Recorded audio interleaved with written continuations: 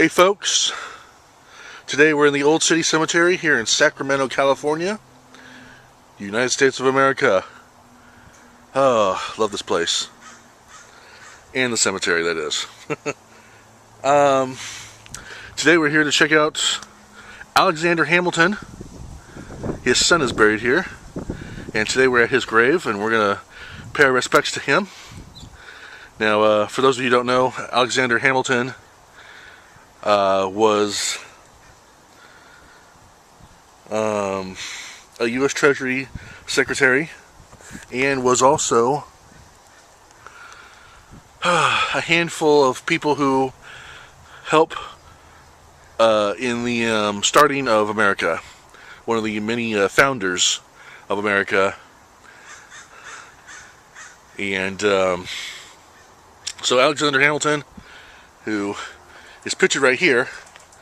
Now, honestly, this is supposed to be the grave of his son, and unfortunately, even in death, his father still has to be his shadow. As all children know, they don't want to follow in the footsteps of their parents necessarily. They want to live their own lives. Now, he went by the name Cole Williams Stephen Hamilton. He died at age 53 in 1850 and was born in 1797. He had no kids and was never married. What brought Mr. Young Hamilton here is he came down here because of the gold rush, and instead of mining for gold, he went out and bought equipment necessary. You can hear an old locomotive out in the background there. He bought tools necessary for gold mining, turned around and sold them to the people that were mining for gold, and he made 13 grand. Prior to moving here to Sacramento, he lived in Chico, where sadly he contracted a nasty disease, and when he came to Sacramento, he was here for maybe about a year before he died.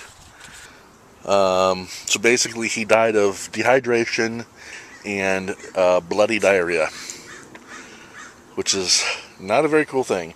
I had dehydration here about four Saturdays ago. I had really bad dehydration, and I was puking like crazy, and I do admit I was crapping myself, which I'm sure that you're all excited at home to hear. But dehydration is a real thing.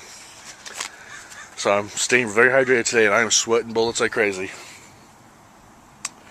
So historians believe that he died of cholera outbreak. Now you see, the cholera outbreak did actually happen here in Sacramento for another 8 more months when we had the floods. And we had the floods here in Sacramento because Sacramento was at the same level of the river. When it would overflow, the whole city would flood. And people would get sick because the water is contaminated with people's fecal matter and all sorts of types of diseases and stuff. And so when you drink that, you get sick, you get cholera outbreak. And back in those days, they didn't have a cure.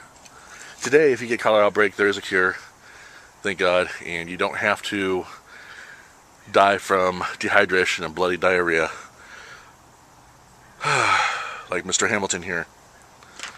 So, no one knows what happened to the 13 grand that he had when he died. No one knows what happened. But a little key thing to let you know about Mr. Hamilton. You see, where we're standing right now, this is his third grave spot.